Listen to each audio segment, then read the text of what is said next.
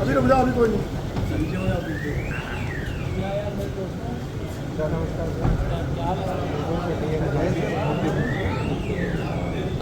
गाना बताइयो। नहीं अभी नहीं, पहले कार्यकर्ताओं से मिलने का सही है। पहले कार्यकर्ताओं से भाई साहब मिलने करो, इसके बाद हम लोग बात करें। जल्दी तो है नहीं ना, जल्दी आप इसीलिए हम लोग यही कर रहे हैं, यही पता लेते हैं। भाई साहब बधाई हो।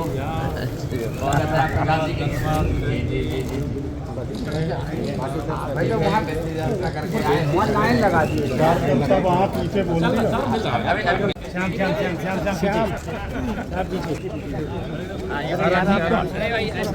ऐसे क्यों ऊपर नीचे क्यों हो रहा है, आगे पीछे सबके पास आ रहे हैं यार, सबके पास जब आ रहे हैं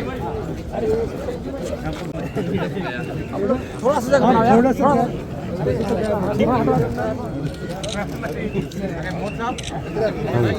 केशव मौर्य जिंदाबाद, केशव मौर्य जिंदाबाद, भारतीय जनता पार्टी जिंदाबाद, जिंदाबाद, जिंदाबाद, जिंदाबाद, जिंदाबाद, जिंदाबाद।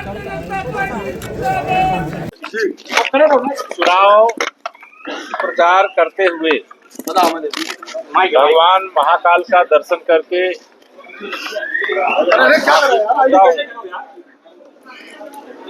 और पहली चीज तो ये बता रहा हूँ कि पश्चिम बंगाल में भी भारतीय जनता पार्टी की बहुत बड़े बहुमत के साथ सरकार बनने जा रही है। वहाँ टीएमसी जा रही है, बीजेपी जा रही है।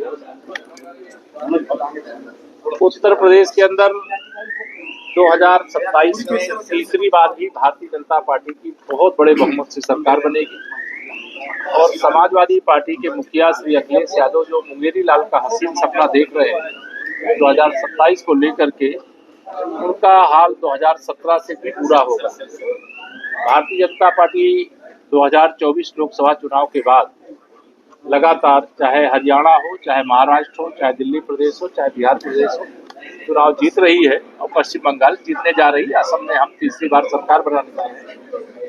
केरल में केरलम, अब कह लीजिए केरलम और तमिलनाडु में भारतीय जनता पार्टी अब तक का सबसे शानदार प्रदर्शन करेगी। केशव जी, पूरे प्रदेश की स्थिति है, लाइनें लग रही हैं, गैस सिलेंडर की आपूर्ति नहीं हो पा रही, सरकार लगातार दावा कर रही है कि कोई कमी नहीं है। देखिए, सरकार जो दावा कर रही है उसमें सच्चाई भी है कि गैस की कोई समस्या नहीं है। लाइनें जो लग रही हैं उन सबसे मैं अपील करूंगा, भारत आज विश्व में एक उभरती हुई महाशक्ति है। आज ही आपने भी अपने अपने चैनलों के माध्यम से दिखाया है कि जिस क्षेत्र से होकर के दुनिया के जहाज जो तेल लेकर के, क्रूड ऑयल लेकर के निकल रहे हैं, वहाँ अभी भी अधिकतम देशों के जहाज खड़े हैं, लेकिन भारत का जहाज मुंबई पहुंच चुका है। हम माननीय प्रधानमंत्री श्री नरेंद्र मोदी जी के नेतृत्व में जो हमारी सफल विदेश नीति है उसकी ये उपलब्धि है और हमें पूरा भरोसा है कि भारत के रास्ते में कोई बाधा ना अमेरिका की ओर से आएगी, ना इजराइल की ओर से आएगी, ना ईरान की ओर से आएगी और भारत को ना क्रूड ऑयल के कारण से कोई समस्या होगी, ना कोई गैस की समस्या होगी। आज शंकराचार्य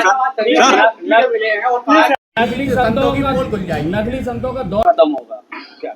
ये श्री अखिलेश यादव जी सूप बोले तो बोले चलनिया बोले, जिनके हाथ राम भक्तों के खून से रंगे हुए हैं, शिव भक्तों को जिन्होंने लाठियां बरसाई है, जिन लोगों ने मुस्लिम तुष्टीकरण की घटिया और घिनौनी राजनीति के कारण मेरे उत्तर प्रदेश को बदनाम करने का काम, बर्बाद करने का काम, दंगा प्रदेश बनाने का काम किया है, वह श्री अखिलेश यादव ऐसी भाषा ना बोले जो जनता उनकी बातों पर हंसे।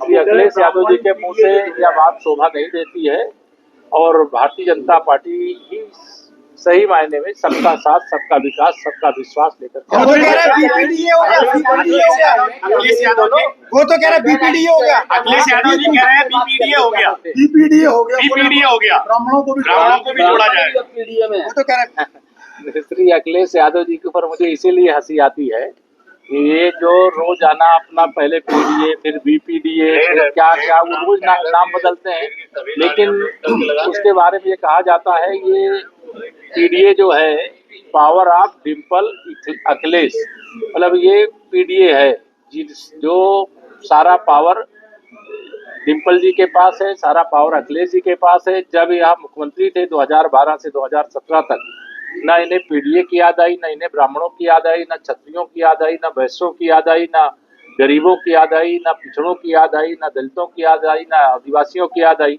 अब सत्ता से बेदखल है तो उनको सब कुछ याद आ रहे हैं, लेकिन उनके मुंह में जो है, जो जिस प्रकार से वो बरगलाने की कोशिश कर रहे हैं, जनता सब समझ रही है कि वो सोच रहे हैं कि बरगला करके तरह से वोट लेकर के सत्ता हासिल कर ले। मैं पहले ही बता चुका हूं कि समाजवादी पार्टी 2017 में जो उसकी 47 विधायकों की हैसियत थी उससे भी नीचे जाएगी। सर अखिलेश यादव भारत सरकार गलत फैसले से लोगों को लकड़ी पे खाना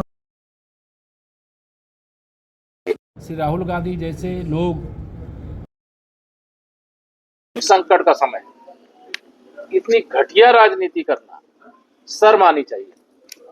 जब माननीय प्रधानमंत्री श्री नरेंद्र मोदी जी के नेतृत्व में हमारी विदेश नीति के कारण से आज हमारा क्रूड ऑयल से भरा हुआ जो जहाज है वो मुंबई पहुंच गया, ऐसे समय में देश को भड़काना, देश का माहौल खराब करना यह शोभा नहीं देता है। ये राष्ट्रभक्ति की राजनीति नहीं है, यह देश में अराजकता पैदा करने का प्रयास है, लेकिन उनका यह प्रयास सफल नहीं होगा। शंकराचार्य जी ने आज कहा है तो उन्होंने अखिलेश यादव से 1 घंटे बैठ के सत्संग पे बात की है। आप कह रहे हैं राम भक्तों पे गोली चलवाने वाले हैं।